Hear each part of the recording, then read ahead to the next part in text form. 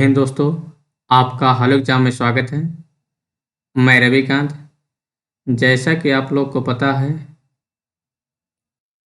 हम आपके लिए R O A R O और यूपी पीसीएस दोनों एग्जामों के लिए भारतीय इतिहास अर्थात हिस्ट्री और जियोग्राफी के पैरेलल 2 क्लास लेकर चल रहे हैं और आपका इन्वायरमेंट भी खत्म होने के कगार पर है। उसके बाद आपका पॉलिटी स्टार्ट हो जाएगा, ठीक है? तो आप लोग हमारे साथ कंटिन्यू बने रहिए। इतिहास के जैसे आपको पता है कि काफ़ी लेक्चर हम लोग 5-6 लेक्चर खत्म कर चुके हैं। आज हमारा नेक्स्ट लेक्चर है, तो आइए हम लोग स्टार्ट करते हैं। तो स्टार्ट करने से पहले आप लोग हेलो एग्जाम को सब्सक्राइब कर लीजिएगा और आप अपने दोस्तों तक इसको शेयर कर दीजिएगा, ठीक है? क्योंकि आप लोग शेयर बहुत कम कर रहे हैं लेकिन कम कर रहे हैं, ठीक है? लेकिन आप लोग शेयर जरूर करिए। आज हम लोग पढ़ेंगे मौर्य समाज, यानी कि मौर्य डायनेस्टी हम लोग पढ़ेंगे, ठीक है? तो आइए स्टार्ट करते हैं। मौर्य राजवंश की स्थापना किसने की थी? चंद्रगुप्त मौर्य ने की थी। वह भारत का प्रथम ऐतिहासिक सम्राट था। वह ऐसा पहला सम्राट था जिसने बृहत्तर, बहत्तर नहीं, बृहत्तर यानी बहुत बड़ा भारत पर अपना शासन स्थापित किया, जिसका विस्तार ब्रिटिश साम्राज्य से बड़ा था। किससे था? ब्रिटिश साम्राज्य से भी बड़ा था, ठीक है? उसके साम्राज्य की सीमा ईरान से मिलती थी। कहाँ से? ईरान से। उसने भारत को सर्वप्रथम राजनीतिक रूप से एकबद्ध किया था, यानी कि एकजुट बनाया था। विशाख दत्त कृत मुद्रा राक्षस, जो विशाख दत्त राइटर थे, उनकी कौन सी बुक है?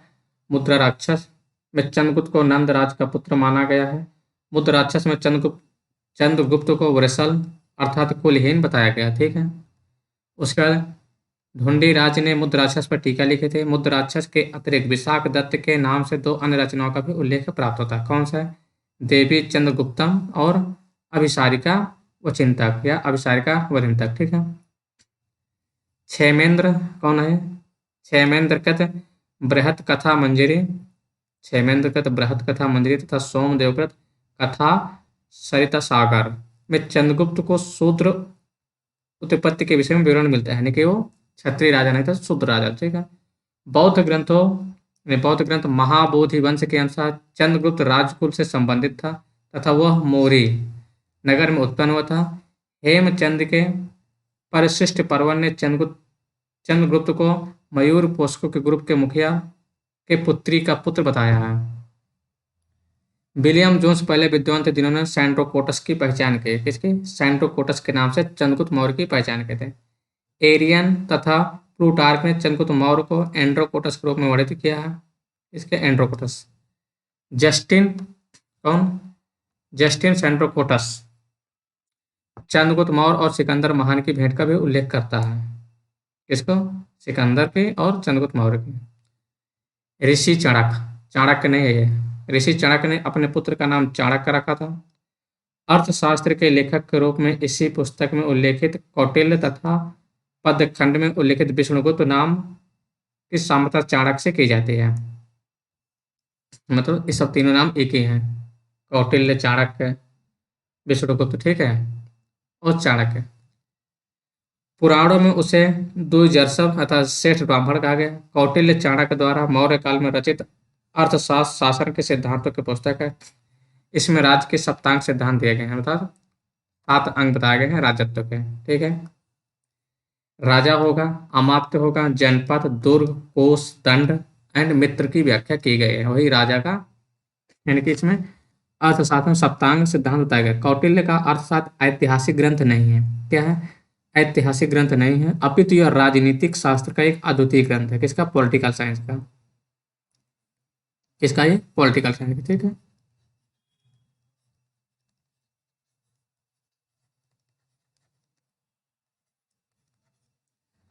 इसकी तुलना मैकियावेली के प्रिंस से की जाती है। किसके? मैकियावेली के प्रिंस से की जाती है, ठीक है? चंद्रगुप्त मौर्य ने दक्षिण भारत की विजय प्राप्त की थी। कहाँ की? दक्षिण भारत की विजय प्राप्त की थी। जैन एवं तमिल साक्ष्य भी चंद्रगुप्त मौर्य के दक्षिण विजय की पुष्टि करते थे। आपसे क्वेश्चन पूछेंगे किस साक्ष्य के अनुसार माना जाता है कि चंद्रगुप्त मौर्य दक्षिण भारत की विजय प्राप्त किया? जैन और तमिल साक्ष्य। राजनीतिक तौर पर समस्त भारत का एकीकरण चंद्रगुप्त मौर्य के नेतृत्व में संभव हुआ। प्रारंभिक विजयों के फलस्वरूप चंद्रगुप्त का साम्राज्य ब्यास नदी से लेकर सिंधु नदी तक है। स्टार्टिंग में ब्यास नदी से लेकर सिंधु नदी तक प्रदेश में होगा। रुद्रदामन के अभिलेखों से पश्चिमी भारत पर उसका अधिकार प्रमाणित होता है। जैन ग्रंथों के अनुसार सौराष्ट्र के साथ साथ अवंती पर भी चंद्रगुप्त मौर्य का शासन था। ठीक है।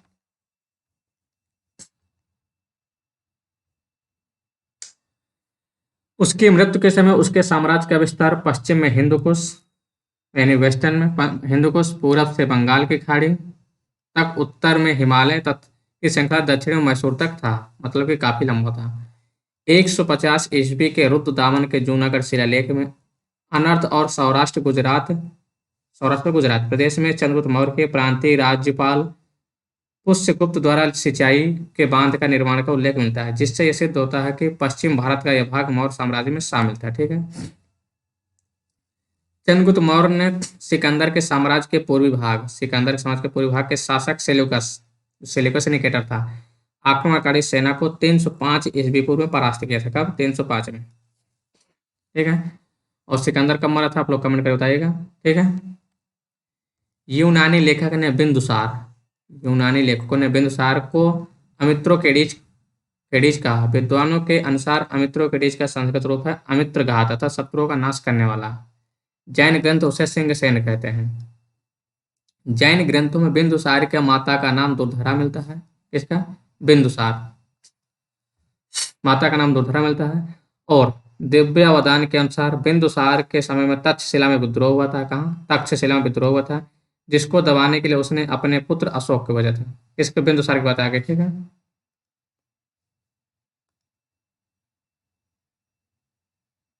इसकी बात करें हम लोग बिंदुसार के, तो कौन गया था? बिंदुसार का लड़का गया था अशोक, तक्षशिला में विद्रोह को दबाने के लिए। ठीक है। उसके बाद स्ट्रेबो के अनुसार बिंदुसार के समय में मिस्र के राजा बिंदुसार एंटियोकस ने डायमेकस नामक राजदूत भेजा। और प्लिनी के अनुसार मौर्य राज दरबार में मिस्र का राजा टालेमी द्वितीय फिलाडेल्फस ने डायनोसिस नामक राजदूत भेजा। बिंदुसार ने बिंदुसार ने सीरिया के शासक बिंदुसार ने सीरिया के शासक एंटियोकस से 3 वस्तुओं के मांगे। कौन? बिंदुसार ने सीरिया के शासक से मांगा। ठीक है। मांग ये वस्तुएं कौन थे? मीठी मदिरा, सूखी अंजीर तथा दार्शनिक। तो एंटियोकस ने दार्शनिक को छोड़कर सभी वस्तुएं बिंदुसार के पास भेजी, यानी दार्शनिक को नहीं भेजा, वो सब चीज दोनों चीज भेज दिया। ठीक है। बौद्ध साक्ष्यों के अनुसार अशोक अपने पिता के शासनकाल में अवंती उज्जैनी का उपराजा वायसराय था। असम और सुदूर दक्षिण कहाँ? असम और सुदूर दक्षिण को छोड़कर संपूर्ण भारतवर्ष अशोक साम्राज्य के अंतर्गत था। असम और सुदूर दक्षिण क्षेत्र। अशोक ने अपनी प्रजा के विशाल समूह को ध्यान में रखकर ही एक ऐसा व्यवहारिक धम्म का प्रतिपादन किया। किसका? धम्म का प्रतिपादन किया, जिसका पालन आसानी से सभी कर सकें। सहिष्णुता, उदारता एवं करुणा उसके त्रिविध आयाम थे। अशोक 272 ईस्वी पूर्व लगभग मगध का राजा बना। कब बना? 272 ईस्वी पूर्व लगभग मगध का राजा बना तथा लगभग 4 वर्ष बाद 269 ईस्वी पूर्व में उसका राज्याभिषेक हुआ। उसके अभिलेखों में सर्वत्र उसे देवनाम पी 10 कहा गया, जिसका अर्थ देवताओं का प्रिय या देखने में सुंदर। पुराणों में उसे अशोक वर्धन कहा गया है। दशरथ भी अशोक की तरह देवनाम पी की उपाधि धारण करता था। कौन? दशरथ। सिंहली, जो अभी श्रीलंका में भाषा चलती है, सिंहली अनुसूतियों दीपवंश तथा महावंश के अनुसार अशोक के राज्यकाल में पाटलिपुत्र में बौद्ध धर्म की तृतीय संगीत हुई। इसकी अध्यक्षता मोगलीपुत्र नामक प्रसिद्ध बौद्ध भिक्षु ने की थी। दीपवंश व महावंश के अनुसार अशोक को उसके शासन के चौथे वर्ष निग्रोध नामक भिक्षु ने बौद्ध मत में दीक्षित किया। तत्पश्चात मोगलीपुत्र तिष्क के प्रभाव में पूर्ण रूप बौद्ध हो गया। दिव्यावदान के अनुसार अशोक को उपगुप्त नामक बौद्ध भिक्षु ने बौद्ध धर्म में दीक्षित किया। मौर्य शासकों में अशोक और उसका पौत्र दशरथ बौद्ध धर्म के अनुयायी थे, मतलब नाती। दिग्विजय क्या है? बौद्ध का ग्रंथ है। ठीक है। अशोक के अभिलेखों में रज्जुक नामक अधिकारी का उल्लेख मिलता है। किसका? रज्जुक। रज्जुकों के स्थित आधुनिक जिलाधिकारी जैसे थे, जिसे राजस्व तथा न्याय दोनों क्षेत्रों में अधिकार प्राप्त था। अग्रोनोमोई जिले के अधिकारी को कहा जाता था। महाकाल सॉरी मौर्य काल में व्यापारिक काफिलों मौर्य काल में व्यापारिक कारों के मुखिया को सार्थवाकी संज्ञा दी जाती थी। बौद्ध धर्म ग्रहण करने के उपरांत अशोक ने आखेट आखेट तथा बिहार यात्राओं को रोक दिया था तथा उनके स्थान पर धर्म यात्राओं को प्रारंभ किया था। राज्याभिषेक के 10 वर्ष बाद अर्थात 8वां शिलालेख संबोधि बोधि गया। 20 वर्ष बाद 10 वर्ष बाद कौन 8वां शिलालेख बोध गया। 20 वर्ष बाद रोमन देवी अभिलेख रोमन देवी तथा ये भी गया में है तथा उनकी पूजा के इतिहासकार विंसेंट आर्थर अपनी पुस्तक Ashoka the Buddhist emperor of India के 7वें अध्याय the Indian legend of Ashoka में साहित्यिक साक्ष्यों के आधार पर उपगुप्त के साथ अशोक के धर्म यात्राओं का क्रम इस प्रकार दिया है। किस प्रकार? तो सबसे पहले लुम्बिनी है, कपिलवस्तु, बोधगया, सारनाथ, कुशीनगर एंड श्रावस्ती। कौन कौन सा? लुम्बिनी, कपिलवस्तु, बोधगया, सारनाथ, कुशीनगर एंड श्रावस्ती। ठीक है। अशोक ने अपने राज्य अभिषेक के 10 वर्ष बाद बोधगया की यात्रा की। कितने बाद? 10 सालों बाद बोधगया जो आज के टाइम गया है उसकी यात्रा की। 20 वर्ष बाद लुम्बिनी की यात्रा की तथा वहां की एक शिला स्तंभ स्थापित किया। बुद्ध के जन्मभूमि होने के कारण लुम्बिनी ग्राम का भोग कर माफ कर दिया। क्या है? लुम्बिनी का भोग कर माफ कर दिया गया तथा भू राजस्व 1/6 से घटाकर 1/8 कर दिया गया। भू राजस्व 1/6 से घटाकर कितना कर दिया गया? 1/8 कर दिया गया। फिर इसके बाद कालसी, गिरनार, मेरठ के अभिलेख ब्राह्मी लिपि में मिले हैं। अशोक का इतिहास हमें मुख्यतः उसके अभिलेखों से ज्ञात होता है। किसके अभिलेखों से? उसके अभिलेखों का विभाजन 3 वर्गों में किया जाता है। कौन कौन से हैं? एक शिलालेख जो पत्थरों में लिखा जाता है, स्तंभ लेख एंड गुफा लेख। ठीक है। शिलालेख 14 विभिन्न स्थानों से मिले हैं। क्या है? शिलालेख 14 विभिन्न लेखों का एक समूह है। क्या है? शिलालेख 14 विभिन्न लेखों का एक समूह है जो 8 भिन्न भिन्न स्थानों से 14 शिलालेख है, 8 स्थानों से मिले हैं। कहाँ से? 8 स्थानों से मिला हुआ है।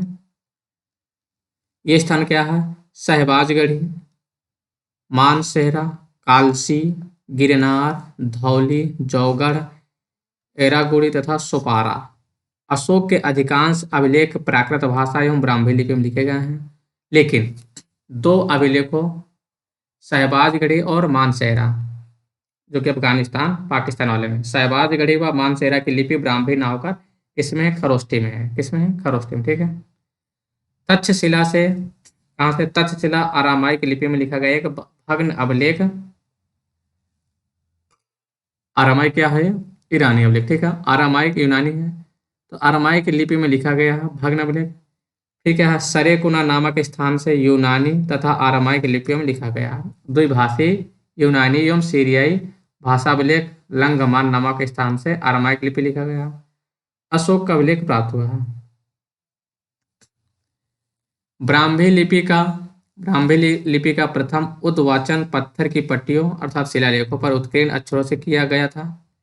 इस कार्य को संपादित करने वाले प्रथम विद्वान सर जेम्स प्रिंसप थे, अर्थात जो सबसे पहले पढ़े थे। सबसे पहले पढ़ने वाले कौन विद्वान थे? जेम्स प्रिंसप थे, जिन्होंने अशोक के अभिलेखों को पढ़ने का श्रेय हासिल किया। डी.आर. भंडारकर कौन? डी.आर. भंडारकर ने मात्र अभिलेखों के आधार पर अशोक का इतिहास लिखने का प्रशंसनीय प्रयास किया है। प्राक अशोक ब्राह्मी लिपि का पता श्रीलंका स्थित अनुराधापुर से चला है। कुछ और स्थानों के अभिलेखों से इस प्रकार की लिपि का साक्ष्य मिला है, जिनके नाम इस प्रकार हैं: पिपरावा, सोगौरा और महास्थान। प्राचीन भारत में खरोष्ठी लिपि दाएं से बाएं लिखी जाती थी। कौन सी? खरोष्ठी लिपि दाएं से बाएं लिखी जाती है। ठीक। इसे पढ़ने का श्रेय मैसन, प्रिंसेप, नोरिस, लेसेंट तथा कनिंघम आदि को विद्वानों को जाता है। यह मुख्यतः उत्तर पश्चिम भारत की लिपि है। कहाँ के? उत्तर पश्चिम भारत की लिपि है। अशोक का नामोल्लेख करने वाला गुर्जरा लघु शिलालेख मध्य प्रदेश के दतिया जिले में स्थित है। मास्की नेत्तूर व उडेगुलम के लेखों में भी अशोक का व्यक्तिगत नाम मिलता है। ठीक है, आ गया तुम लोग। इंपॉर्टेंट वाला है आपका, क्या इंपॉर्टेंट है? भाबरू। भाभुर अर्थात बैराट स्तंभ लेख में अशोक ने स्वयं को मगध का सम्राट बताया। कहाँ पर? भाबरू। क्वेश्चन पूछेगा आपका कि अशोक ने स्वयं को मगध का सम्राट बताया है, किस अभिलेख से या लेख से प्राप्त होता है? किसे? भाबरू स्तंभ लेख से। ठीक है, यही अभिलेख अशोक को बौद्ध धर्मावलंबी प्रमाणित करता है। अशोक के प्रथम शिलालेख में पशु बलि निषेध का संदर्भ संदर्भ में लेख इस प्रकार है। कौन सा प्रथम शिलालेख? ध्यान रखिएगा, प्रथम शिलालेख में किसका वर्णन किया गया? पशु बलि का। क्या उल्लेख है? यहाँ कोई जीव मारकर बलि नहीं दिया जाए और ना कोई उत्सव किया जाए। पहले पहले प्रियदर्शी राजा की पाकशाला में प्रतिदिन सैकड़ों जीव मांस के लिए मारे जाते थे, लेकिन अब इस अभिलेख के लिखे जाने तक सिर्फ 3 पशु प्रतिदिन मारे जाते थे, 2 मोर, 1 मृग। इसमें भी मृग हमेशा नहीं मारा जाता था। ये तीनों भी भविष्य में नहीं मारे जाएंगे, ये चीज लिखा था। 5वें स्तंभ लेख में अशोक द्वारा राज्याभिषेक के 26वें वर्ष बाद विभिन्न प्रकार के प्राणियों के वध को वर्जित करने का स्पष्ट उल्लेख मिलता है। किसमें? 5वें में। तो जीव हत्या का विरोध किया था इसने। और राजा था तो सब लोग को बात मानने ही थे। अशोक के राज्यकाल की पहली बड़ी घटना कलिंग युद्ध है। राज्यकाल की पहली बड़ी घटना क्या है? कलिंग युद्ध है। इसमें अशोक की विजय हुई। अशोक के 13वें शिलालेख से इस युद्ध के संदर्भ में स्पष्ट साक्ष्य मिलते हैं। यह घटना अशोक के शासनकाल के 8 वर्ष बाद, शासनकाल कितने? 8 वर्ष बाद, अर्थात 261 ईस्वी पूर्व में घटित हुई। इस शिलालेख में उसने कलिंग के युद्ध से हुई पीड़ा पर अपना दुख और पश्चाताप व्यक्त किया है। अशोक के किसके? अशोक के दीर्घ शिलालेख, अशोक के दीर्घ शिलालेख 12वें में सभी संप्रदायों को सार की वृद्धि होने की कामना की गई तथा धार्मिक सहिष्णुता हेतु पालनीय उपाय बताए गए हैं। अशोक के दूसरे और 13वें शिलालेख से संगम राज्यों की सूचना मिलती है।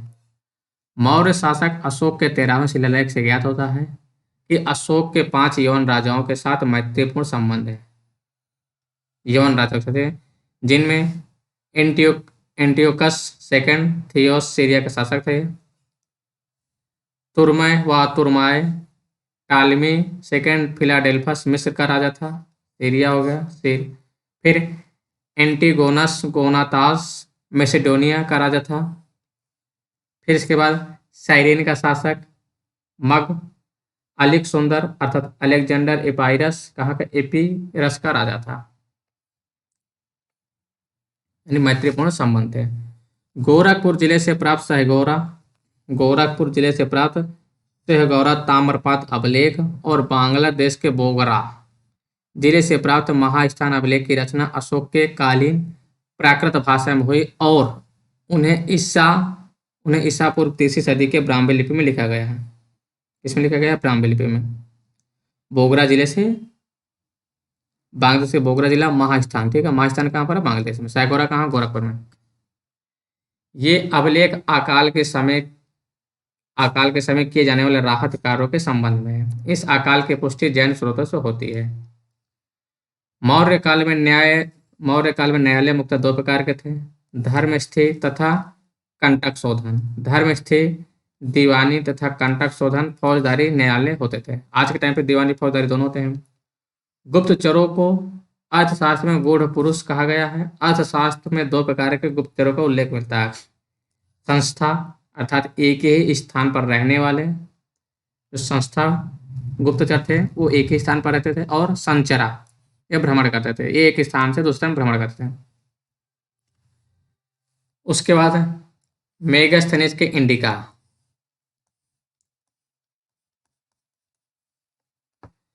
मेगास्थनीज के इंडिका में पाटलिपुत्र के नगर प्रशासन का वर्णन मिलता है। इसके अनुसार पाटलिपुत्र नगर का प्रशासन 30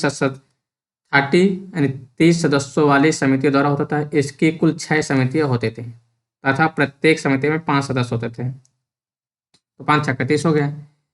तीसरी समिति जनगणना का हिसाब रखती थी।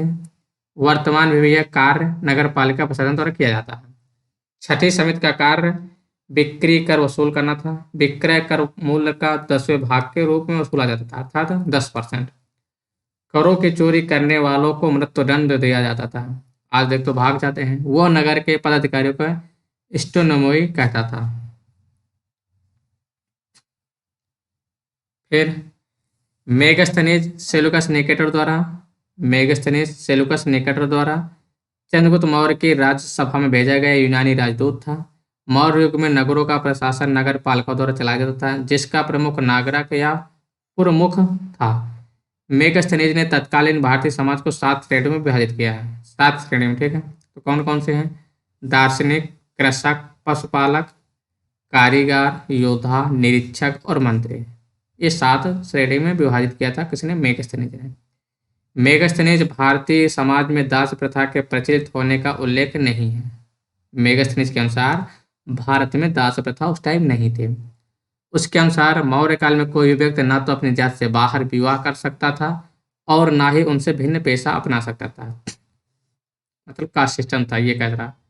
इतिहासकार स्मिथ के अनुसार हिंदुकुश पर्वत भारत की वैज्ञानिक सीमा थे। कौन से हिंदुकुश?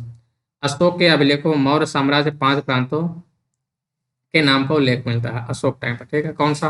उत्तर पथ, मतलब उत्तर में तक्षशिला था।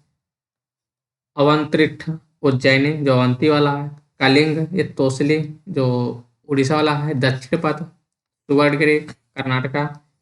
प्राच्य पूर्व प्रदेश पाटलिपुत्र, पाटलिपुत्र बिहार।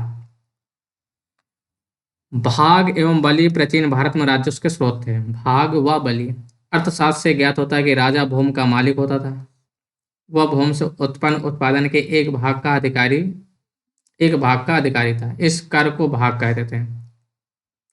इसी प्रकार बलि भी राजस्व का स्रोत था। मौर्य मंत्रिपरिषद में राजस्व एकत्र करने का कार्य समाहर्ता के द्वारा किया जाता था। अंतपाल सीमा, कौन? अंतपाल सीमा रक्षक सीमावर्ती दुर्गों की देखभाल करता था, जबकि प्रतिष्ठा विषयों में कमिश्नरों का प्रशासक था। उपयुक्त पदाधिकारियों के अतिरिक्त अन्य पदाधिकारी इस प्रकार थे। क्या थे? पाणियाध्यक्ष वाणिज्य का अध्यक्ष होता था।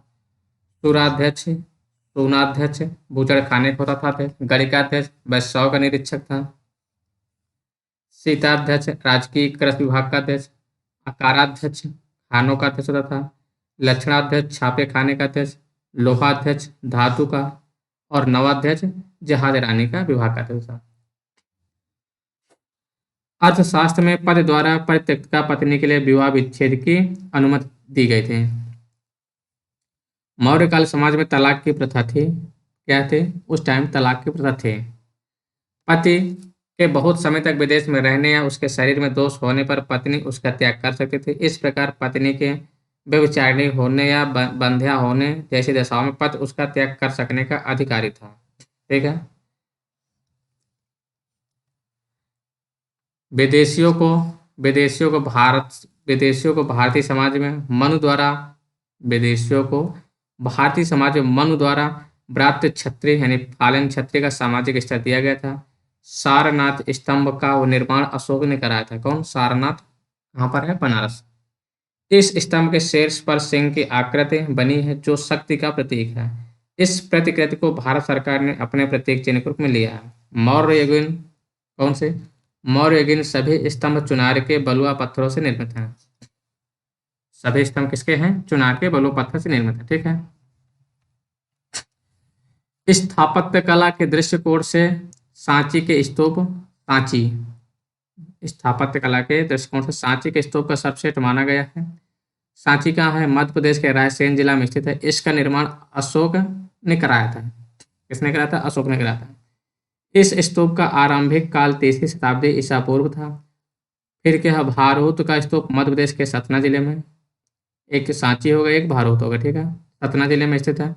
सांची के स्तूप की खोज हेनरी टेलर तथा भारहूत स्तूप की खोज अलेक्जेंडर कनिंघम ने की थी। अमरावती आंध्र प्रदेश। अमरावती का स्तूप आंध्र प्रदेश के गुंटूर जिले में कृष्णा नदी के दाहिने तट पर स्थित है। कर्नल कॉलिन मैकेंजी ने 1797 ईस्वी में इस स्तूप का पता लगाया था। उसके बाद आते थे हम सारनाथ यानी कि बनारस। सारनाथ का धार्मिक स्तूप गुप्तकालीन है। क्या है? और उसके बाद का है, जो बिना अधिष्ठान के समतल भूमि पर बनाया गया है। बिहार में पटना पाटलिपुत्र के समीप बुलंदी बाग एवं कुम्भहार में की गई खुदाई से मौर्य काल की लकड़ी के विशाल भवनों के अवशेष प्रकाश में आए हैं। इन्हें प्रकाश में लाने का श्रेय इस पुनर्महोदय को है। बुलंदी बाग से नगर के कहाँ से बुलंदी बाग से नगर के परकोटे के अवशेष तथा कुम्भहार से राजप्रसाद के अवशेष प्राप्त हुए हैं। बुलंदी बाग पाटलिपुत्र का प्राचीन स्थान है। कहाँ का? पाटलिपुत्र का। जिस महत्वाकांक्षी व्यक्ति ने 184 ईस्वी पूर्व 184 ईस्वी पूर्व में अंतिम मौर्य शासक बृहद्रथ की हत्या करके किसकी? बृहद्रथ की हत्या करके शुंग राजवंश की स्थापना की, वो इतिहास में वो समुद्र शुंग के नाम से विख्यात है। ईस्वी पूर्व के कुछ शताब्दियों में चंद्रगुप्त मौर्य एवं अशोक ने गिरनार क्षेत्र में जल संसाधन व्यवस्था की ओर ध्यान दिया। उस क्षेत्र में चंद्रगुप्त मौर्य ने सुदर्शन झील खुदवाई तथा अशोक ने इसे तीसरी ईस्वी पूर्व शताब्दी में इससे नहरें निकाली। शक छत्रप रुद्रदामन कौन? शक छत्रप रुद्रदामन के जूनागढ़ अभिलेख में इन दोनों के कार्यों का वर्णन है और साथ में ही जूनागढ़ के शासक रुद्रदामन ने इस झील की मरम्मत भी कराए थे। आगे जाते हम लोग क्वेश्चनों पर।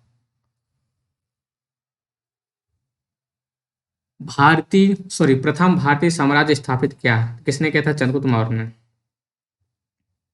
भारत में पहला साम्राज्य की स्थापना किस शासक द्वारा किया गया था? किसके? चंद्रगुप्त के द्वारा।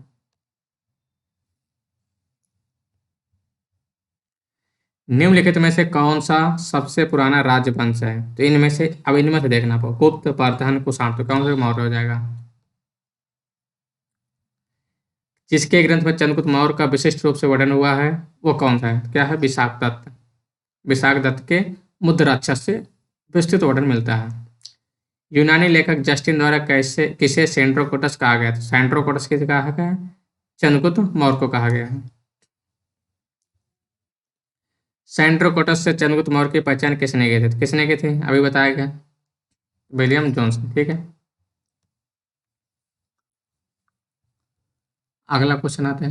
निम्न में से किसने सेंट्रोकोटस, चंद्रगुप्त मौर्य और सिकंदर महान की भेंट का उल्लेख किया है? किसने किया है? जस्टिन टुरांडो नहीं, जस्टिन। ठीक है। कौटिल्य प्रधानमंत्री थे। कौटिल्य किसके प्रधानमंत्री थे? चंद्रगुप्त मौर्य के। चाणक्य अपने बच्चों ने किस नाम से जाने जाते थे? किस नाम से? विष्णुगुप्त। चाणक्य का अन्य नाम था विष्णुगुप्त। कौटिल्य की पुस्तक अर्थशास्त्र किस विषय पर आधारित है? आर्थिक विषय पर, शासनकाल, विदेश नीति, धन संचय। तो यह पॉलिटिकल साइंस पर है। किस पे है?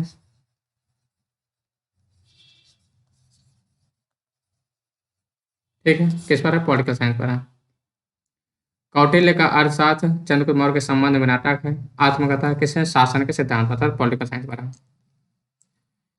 राज्य के सप्तांग सिद्धांत के अनुसार राजा का सातवां अंग था, यानी कि किसकी बात कर रहा है? चाणक्य की। ठीक है, क्या था? मित्र था सातवां। कौन कौन से थे? सात सिद्धांत बताए गए थे। ठीक है, किसने बताया था? चाणक्य ने अपने अर्थशास्त्र वाली बुक में। ठीक है। कौटिल्य के अर्थशास्त्र के अनुसार निम्नलिखित में से कौन सा सही है? न्यायिक दंड के परिणाम स्वरूप कोई व्यक्ति दास हो सकता था। फिर क्या है? स्त्री दास अपने मालिक के संसर्ग से पुत्र जनन पर कानूनी क्या कर रहा है? स्त्री दास अपने मालिक के संसर्ग से पुत्र जनन पर कानूनी तौर पर मुक्त हो जाते थे। कानूनी तौर पर क्या होते? मुक्त हो जाते थे। बिल्कुल सही है, जो ये भी सही है। यदि स्त्री दास का मालिक यदि स्त्री दास का मालिक उस स्त्री से पैदा हुए पुत्र का पिता हो तो उस पुत्र को मालिक का पुत्र होने का कानूनी हक मिलता था। नहीं, 1 2 सही है। ठीक है। किसकी तुलना मैकियावेली के प्रिंस से की जाती है? तो किसके की जाती है? कौटिल्य के अर्थशास्त्र का। ठीक है। किसके शासन काल में डेमेकस भारत आया था? किसके काल में आया था? बिंदुसार के। बिंदुसार के शासन काल में अशोक ने अवंती महाजनपद जीतकर मौर्य साम्राज्य मिला लिया था। उसका उल्लेख किस ग्रंथ में मिलता है? किसमें मिलता है? बुद्ध घोष के समंत पाशाटिका में। पाटलिपुत्र में स्थित चंद्रगुप्त का महल मुक्ता बना था। किसका? लकड़ी का। किस प्राचीन नगर के अवशेष कुम्हरार स्थल से प्राप्त हुए हैं। किसके मिले हैं? पाटलिपुत्र अर्थात चंद्रगुप्त मौर्य के लकड़ी का और अशोक का, ठीक है। बुलंदी बाग प्राचीन स्थान था, कहाँ? पाटलिपुत्र का सबसे प्राचीन स्थान था। किस मौर्य राजा ने दक्कन की विजय प्राप्त किए थे? किसने किए थे वो? चंद्रगुप्त मौर्य ने, ठीक है। मालवा, गुजरात, महाराष्ट्र किस शासक ने पहली बार जीता था? किसने जीता था? चंद्रगुप्त मौर्य। अभिलेख जिससे यह प्रमाणित होता है कि चंद्रगुप्त का प्रभाव पश्चिम भारत पर था, कहाँ? वेस्टर्न भारत पर। कलिंग शिलालेख, कलिंग का तो उड़ीसा वाला एरिया है, ठीक है। अशोक का गिरनार शिलालेख, रुद्र दमन का जूनागढ़, जूनागढ़ से पता चलता है। देखो पीछे में आया, फिर बीपीएससी में भी आया था। गुजरात चंद्रगुप्त मौर्य के साम्राज्य में सम्मिलित है, यह प्रमाणित होता है। गुजरात किससे पता चलता है? ये रुद्र दमन के जूनागढ़ के शिला अभिलेख से। सेलुकस, जिनको अलेक्जेंडर द्वारा सिंध एवं अफगानिस्तान का प्रशासक नियुक्त किया गया था, वो किस भारतीय राजा ने हराया था? किसने हराया था? चंद्रगुप्त मौर्य ने हराया था। चंद्रगुप्त मौर्य ने सेलुकस को किस वर्ष में पराजित किया था? किस वर्ष किया था? 305 ईस्वी पूर्व में, ठीक। क्या है? मानचित्र में संबंधित दिया गया है, क्या बताना है? ये किसका राज्य था? तो ये अशोक का था। अशोक के शासनकाल के डायग्राम है ये। देखो अशोक का इतना शासन फैला था, लगभग आज का पाकिस्तान अफगानिस्तान में तो ईरान तक था पूरा, और इंडिया वाला पूरा। ये भी जीत लिया गया था बाद में, लेकिन साउथ का थोड़ा बच गया था, ठीक है। किसने सहिष्णुता, उदारता और करुणा के त्रिविध आधार पर राजधर्म की स्थापना की थी? किसने किया था? अशोका ने, धम्मा के। निम्न में से निम्न में से निम्न में से कौन सा क्षेत्र अशोक के साम्राज्य में सम्मिलित नहीं था? तो कौन सा नहीं था वो? श्रीलंका नहीं था, साउथ वाला एरिया और श्रीलंका, साउथ इंडिया भी नहीं था पूरा। अशोक के निम्नलिखित अभिलेखों में से किसमें दक्षिण भारतीय राजाओं का उल्लेख है? अशोक के निम्न अभिलेखों में से किसमें दक्षिण भारतीय राजाओं का उल्लेख मिलता है? किसका मिलता है? तो संगम राजाओं का उल्लेख मिलता है द्वितीय मुख्य शिलालेख से, ठीक है, द्वितीय शिलालेख से। और किसका मिलता है? चोल, पांड्या, सती, केरल, ठीक है, इनका मिलता है। प्रथम भारत का अस्पताल और एवं औषधि विभाग निर्माण कराया था। अस्पताल और औषधि किसने कराया था? ये अशोक ने कराया था। अशोक ने बौद्ध होते हुए हिंदू धर्म में आस्था नहीं छोड़ी, इसका प्रमाण कहाँ मिलता है? देवनाम की उपाधि से, ठीक। 272 राज सिंहासन पर बैठा था और इतने में इसका क्या हुआ था? राज्य। उसके अभिलेखों में सर्वत्र उसे देवनाम प्रिय अर्थात देवों का प्रिय बताया गया है, अर्थात देवताओं का प्रिय, इसलिए माना जाता है कि हिंदू धर्म में उसकी आस्था थी, ठीक है ना। अगला क्वेश्चन आते हैं हम लोग। निम्नलिखित में से किस स्रोत में अशोक के राज्यकाल में तृतीय बौद्ध समिति होने का उल्लेख मिलता है? किसमें मिलता है? ये मिलता है दीपवंश और महावंश से। तो 2 और 3 हो जाएगा, दीपवंश और महावंश। अशोक के शासनकाल में बौद्ध सभा किस नगर में आयोजित किए थे? तो तीसरी हुई थी, कौन सा हो जाएगा ये?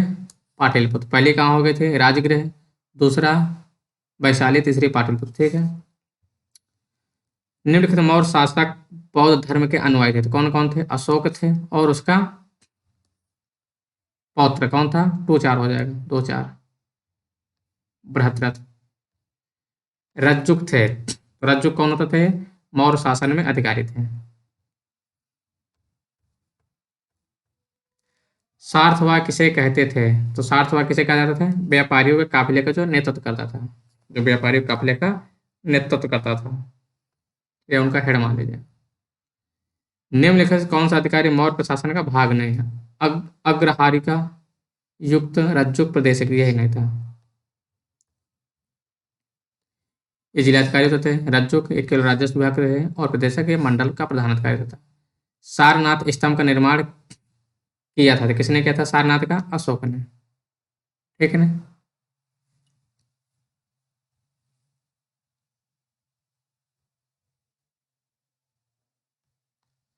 निम्नलिखित किसे सर्वश्रेष्ठ स्तूप मानते हैं? सर्वश्रेष्ठ स्तूप किसे माना था? सांची, सांची का सर्वश्रेष्ठ माना जाता है, एमपी का रायसेन डिस्ट्रिक्ट में ही है। सांची का स्तूप किसने किस शासक बनवाया था? Ashok, the great Ashok. विश्व प्रसिद्ध पर्यटन स्थल सांची का प्राचीन नाम यह भी था, तो क्या नाम था प्राचीन? काकड़ाम। क्या नाम था? काकड़ाम, ठीक है। अगला क्वेश्चन आते हैं हम लोग। सूची 1 को सूची 2 से मिलाना है। तो क्या है? सारनाथ। कौशाम्बी में कौन सा है? घोषित राम मठ है। फिर सारनाथ में धामे की स्तूप है, ठीक है। तो देखो, दो हम अब मिला नहीं था हम लोग का राणा स्तूप और शेर। तो पहले इनको दो से मिलाने की कोशिश करते हैं हम लोग। तो ए का क्या हमारा? ए का 2 है, देखो ये है, ये है। फिर सी का क्या है? सी का 1 है, मतलब ये वाला सही हो जाएगा, सी नंबर। तो क्या हो गया? कुशीनगर का क्या हो जाएगा? तो राणा भार और श्रावस्ती का सेहत महत, साहित्य महत, ठीक है। तो क्या हो जाएगा? श्रीवस्ती में कौन सा? साहित्य महत। तीर्थ यात्रा के समय सम्राट अशोक निम्नलिखित स्थानों पर गए थे, उन्हें किस मार्ग का अनुगमन नीचे दिए गए कूट के अनुसार बताना है? गया, कपिलवस्तु, कुशीनगर, सारनाथ, लुम्बिनी, श्री श्रावस्ती। क्या दिया गया? उनका क्रम दिया है 1 2 3 4 5 6, 1 3 4 2 5 6। उसके बाद क्या है आपका? ये दिया है, ठीक है। इसका कौन हो जाएगा? 4 2 1 5 3। सबसे पहले कहाँ गए थे? तो लुम्बिनी, फिर गया, ठीक है। सॉरी, लुम्बिनी कपिलवस्तु।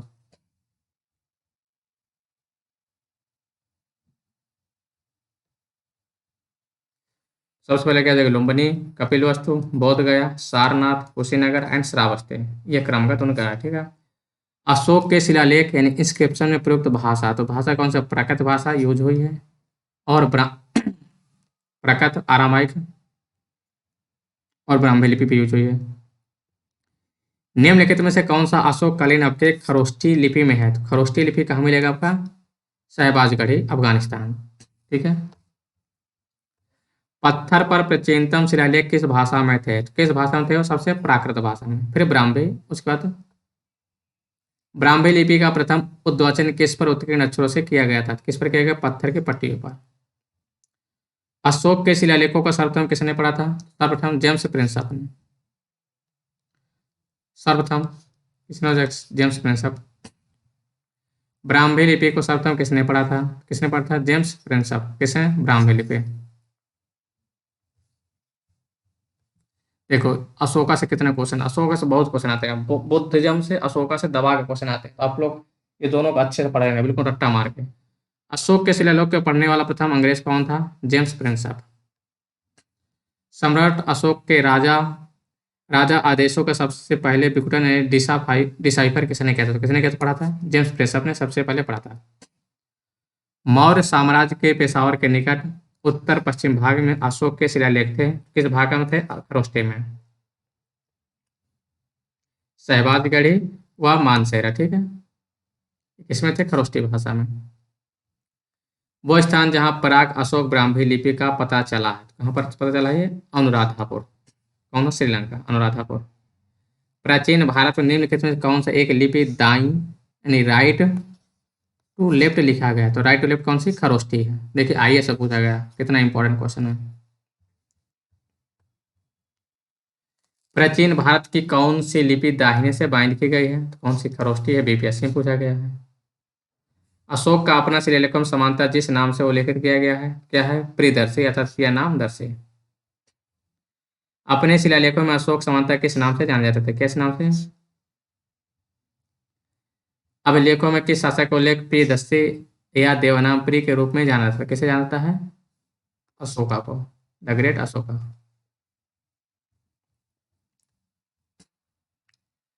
निम्नलिखित वक्तव्यों में कौन सा एक वक्तव्य अशोक के प्रस्तर स्तंभों के बारे में गलत है? इन पर बढ़िया पॉलिश थे, यस पॉलिश थी, इसका एग्जाम्पल सारनाथ है।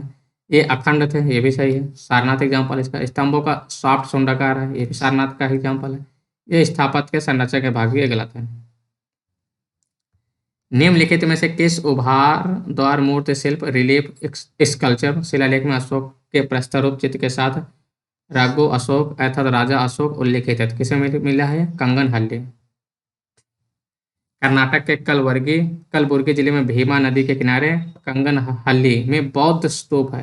यह सम्राट अशोक का रानी के साथ प्रस्तर पर चित्र उत्कीर्ण किया गया। इसके नीचे क्या लिखा है? राघो अशोक अर्थात राजा अशोक लिखा हुआ है। किस एक अभिलेख में अशोक के व्यक्तिगत नाम का उल्लेख मिलता है? किसमें मिलता है? मास्की। इसमें मास्की के मिलता है। अशोक का नाम मिलता है तो किसमें मिलता है? मास्की का लघु शिलालेख से। मास्की के लघु शिलालेख से, ठीक है।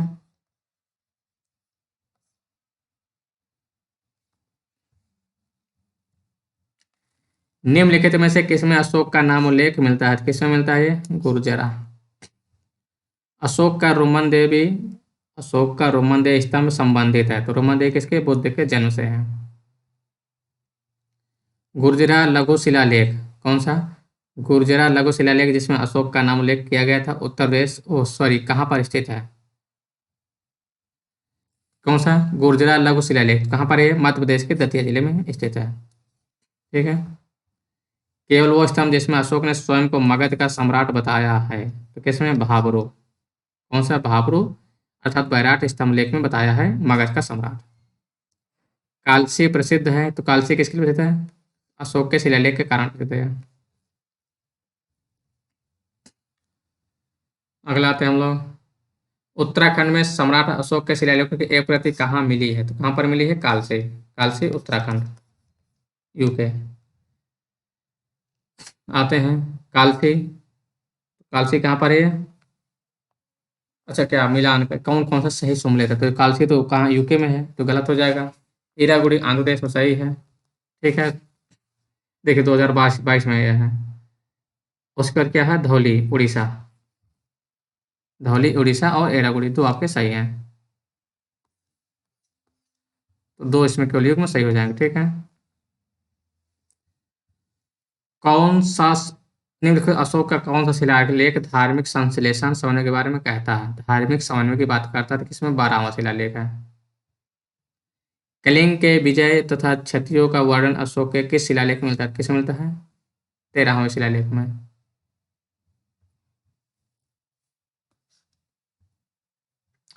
कलिंग का युद्ध का विवरण हमें ज्ञात होता है 13वें शिलालेख से।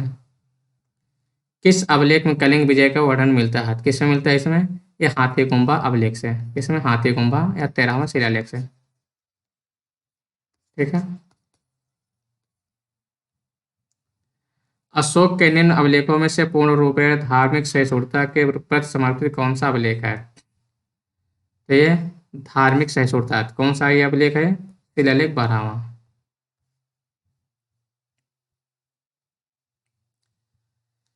कोई भी व्यक्ति जो अपने संप्रदाय को महिमा मंडित करने की दृष्टि से अपने धार्मिक संप्रदाय की प्रशंसा करता है या अपने संप्रदाय के प्रति अत्यधिक भक्ति के कारण अन्य संप्रदायों की निंदा करता है, वो अपित अपने संप्रदाय को गंभीर रूप से हानि पहुंचाता है। किसने कहा था ये अशोका ने। 12वां शिलालेख में मिलता है।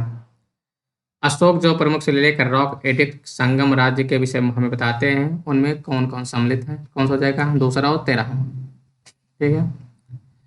निम्नलिखित में से किस दक्षिण राज्य का उल्लेख अशोक अभिलेखों में नहीं है? किस दक्षिण राज्य का उल्लेख नहीं मिलता है?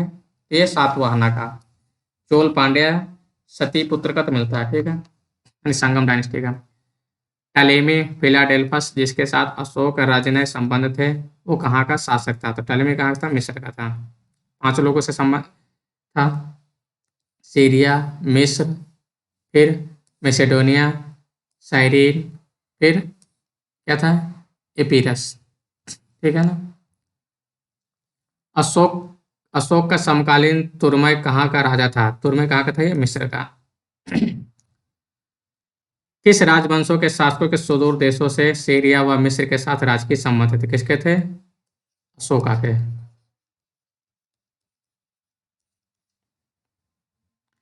अशोक के धम्म का मूल संदेश क्या था? क्या था उसका? तो राजा के प्रति वफादारी, शांति एवं अहिंसा, बड़ों का सम्मान, धार्मिक सहनशीलता। क्या था? नैतिक संहिता थी। क्या था? अपने और दूसरे 7वें शिलालेख में क्या देता? कम पाप करना है, कल्याण करना है, दया करना है, सत्य बोलना, पवित्र रहना, ये सब बातें कही थी। मतलब 1 से ज्यादा हो जाएगा। निम्नलिखित में से अशोक के किस अभिलेख में पारंपरिक अवसरों पर पशु बलि पर रोक लगाई थी? ऐसा लगता है कि यह पाबंदी पशुओं के वध पर थी। किस में बताया गया है? पांचवें अभिलेख में बताया गया है। दूसरे और पांचवें में पशु वध की बात की गई है।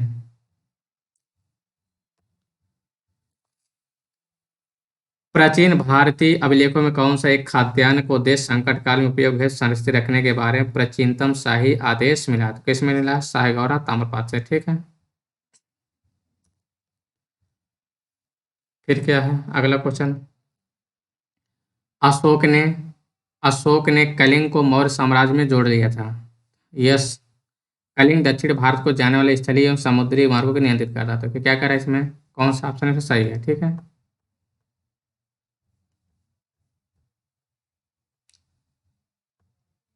क्या हो जाएगा? ए और दोनों सही हैं, क्योंकि ये कलिंग कहाँ पर? उड़ीसा है। उड़ीसा आपका कहाँ मिलता है ये कोस्टल एरिया में मिलता है। ठीक है। तट एरिया है तो समुद्री मार्ग जोड़ता है। और अशोक ने कलिंग को हराया था तो जोड़ ही लिया। मौर्यकालीन शासक ने धार्मिक आधार पर भू अनुदान नहीं दिया था। क्या कह रहा? भू अनुदान नहीं दिया था। भू अनुदान के विरुद्ध कृषकों ने विद्रोह किया, तो ये गलत हो जाएगा। विद्रोह नहीं किया तो ये सही हो जाएगा। प्रसिद्ध यूनानी राजदूत मेगास्थनीज भारत में किसके दरबार में आया था? किस दरबार? अशोक, सॉरी, चंद्रगुप्त मौर्य के दरबार में आया था। किसके टाइम? कौटिल्य के टाइम का था, तो अशोक उस चंद्रगुप्त के टाइम में ही आएगा। मेगास्थनीज दूत था, किसका था यह? ये सेल्यूकस निकेटर का था। किसके टाइम पर आया था ये? चंद्रगुप्त मौर्य के टाइम पर।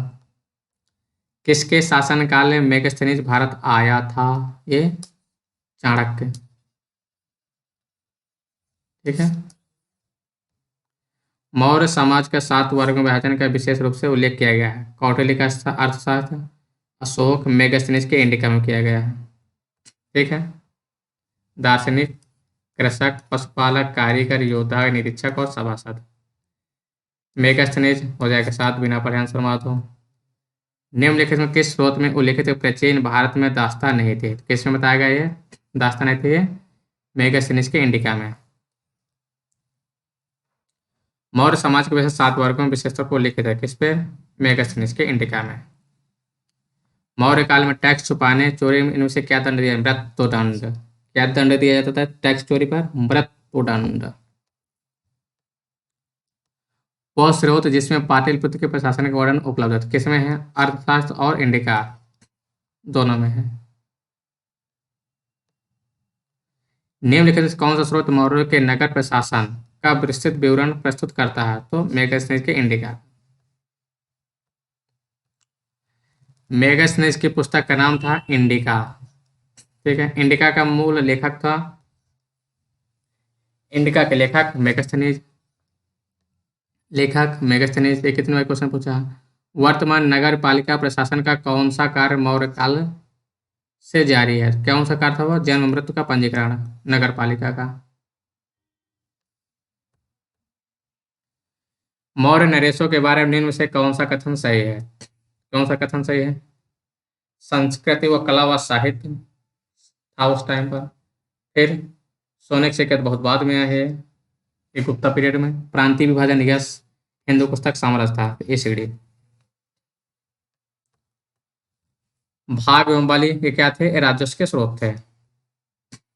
मौर्य काल में भूमि कर जो राजस्व की आय का मुख्य स्रोत था, उस किस अधिकारी द्वारा लिया जाता था? क्या? सीताध्यक्ष। सीता में क्या होता है? जमीन है, कृषि होती है, तो सीताध्यक्ष हो जाएगा।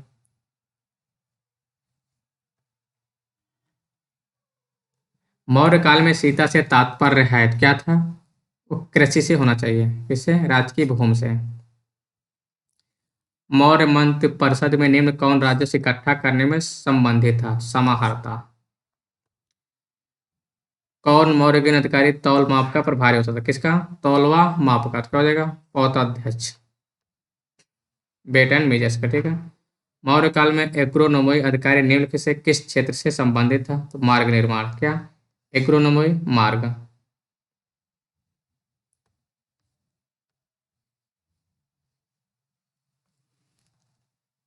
फिर क्या लिखा?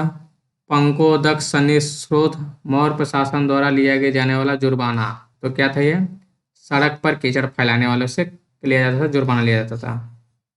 आजकल तो लोग जानबूझ के फैलाते हैं। क्या करना है? मिलान करना है।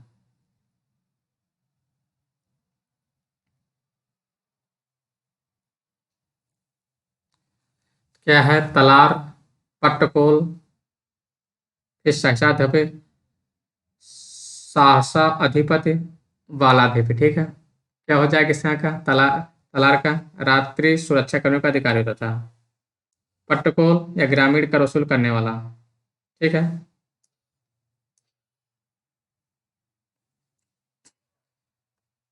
मौर्य काल में शिक्षा का सर्वाधिक प्रसिद्ध केंद्र था, तो कौन सा था? तक्षशिला। मौर्य काल में तक्षशिला, यानी कि चाणक्य के टाइम पे तक्षशिला था। ठीक है।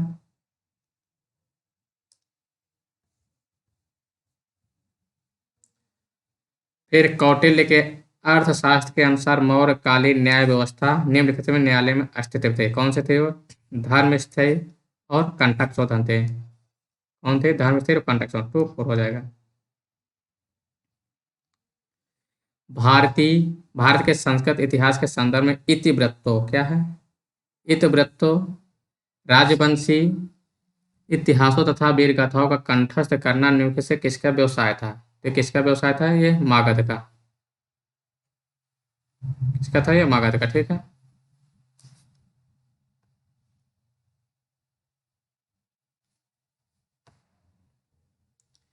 गांव के शासन को स्वायत्तशासी पंचायतों के माध्यम से संचालित करने की व्यवस्था का सूत्रपात किसने किया? किसका? ग्राम स्वशासन का। तो द्रविड़ों से। ठीक है। चोलों से। सबसे पहले वहीं से बनता है। जो आज की ग्राम पंचायत है, सबसे पहले चोल थे। प्राचीन भारत के निम्न ग्रंथों में से किसमें पति द्वारा परित्यक्ता पत्नी के लिए विवाह विच्छेद की अनुमति दी गई थी? किसमें बताया गया है? अर्थात चाणक्य। किसमें पुनर्विवाह वर्जित है? किसमें पुनर्विवाह वर्जित है? किसमें है? मनुस्मृति में। विदेशियों को भारत समाज में मनु द्वारा दिया गया सामाजिक स्तर था। क्षत्रियो, इसका व्रात क्षत्रियो का। इसका व्रात क्षत्रियो का। ठीक है। अगला क्वेश्चन। निम्नलिखित व्यक्ति भारत में किसी न किसी समय आए। तो इनका क्या है? टाइमिंग बताना है। सबसे पहले कौन आया? तो मेगास्थनीज आया। ये चंद्रगुप्त के टाइम पर आया। कौन आया? चंद्रगुप्त के टाइम पर आया मेगास्थनीज। फिर फाहियान, फिर इसके बाद आपका वैनसांग, देन इत्सिंग। ठीक है।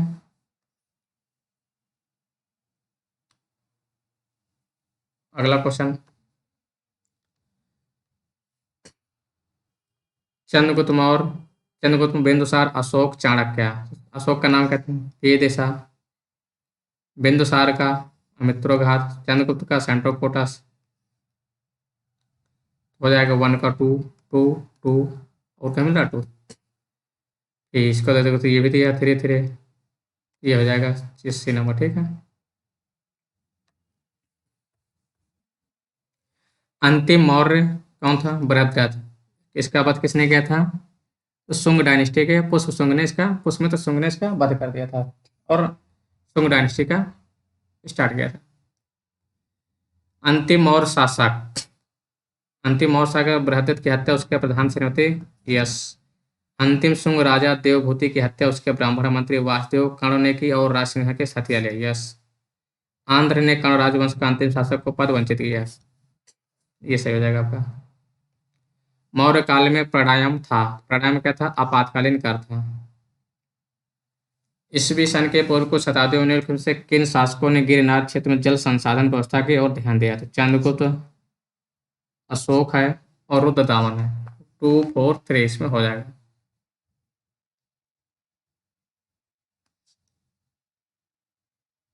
2 4 3। ठीक है। मरम्मत कार्य से रुद्रदामन भी कराया था। जल की आवश्यकता को ध्यान रखते हुए जिस प्रथम शासक गिरनार क्षेत्र में झील का निर्माण कराया था वो कौन था? सबसे पहले चंद्रगुप्त, उसके बाद अशोका, फिर रुद्रदामन। किस अभिलेख में चंद्रगुप्त और अशोक दोनों का उल्लेख मिलता है? किसमें मिलता है? ये गिरनार के अभिलेख से। सॉरी, रुद्रदामन के जूनागढ़ अभिलेख से। किससे? रुद्रदामन के जूनागढ़ अभिलेख से मिलता है। किसमें अशोक का अभिलेख पाया जाता है? अभिलेखों में किसमें अशोक का अभिलेख भी पाया जाता है? जूनागढ़ में।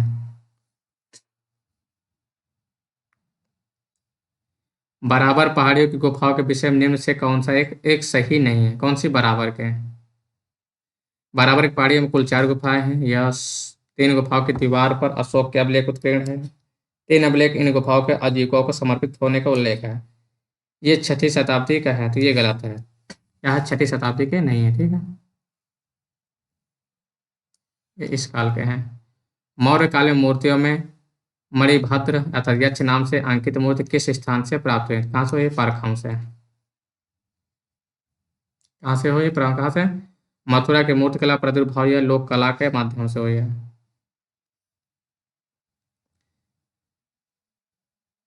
कौन सा कौन सा युग्म सही सुमेलित है? अच्छा, मैचिंग करना है, नहीं सुमेलित लाना। Lothal, ensure, dockyard. इतने डॉकयार्ड था लोथल में, तो पढ़ चुके हम लोग कहाँ पर? इंडस वैली में। फिर उसके बाद सारनाथ, फर्स्ट सारनाथ बुद्ध है, यस। फिर राजगिरी, कैपिटल ऑफ अशोका नहीं, ठीक है।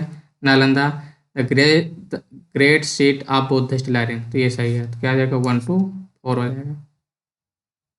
तो यहीं पर आपका बुद्धिज्म, सॉरी, मौर्य पीरियड का खत्म हो रहा है। तो आप लोग कमेंट करके बताइएगा कि आप लोग क्लास कैसी लगी। अगर आपको क्लास अच्छी लगे, ठीक है, तो आप लोग लाइक करिएगा, कमेंट करिएगा, और आप अपने दोस्त तक इसको शेयर जरूर करेंगे। क्या करेंगे? शेयर जरूर करेंगे, ठीक है।